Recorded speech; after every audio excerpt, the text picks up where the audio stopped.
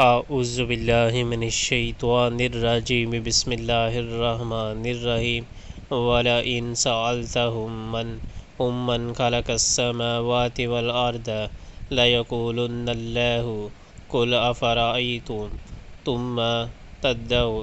ثُمَّ تَدْعُونَ مِن دُونِ اللَّهِ إِنْ أَرَادَنِيَ اللَّهُ بِضُرٍّ هَلْ هُنَّ كَاشِفَاتُ ضُرِّهِ أَوْ أَرَادَنِي بِرَحْمَةٍ هَلْ هُنَّ مُمْسِكَاتُ رَحْمَتِهِ قُلْ حَسْبِيَ اللَّهُ عَلَيْهِ يَتَوَكَّلُ الْمُتَوَكِّلُونَ۔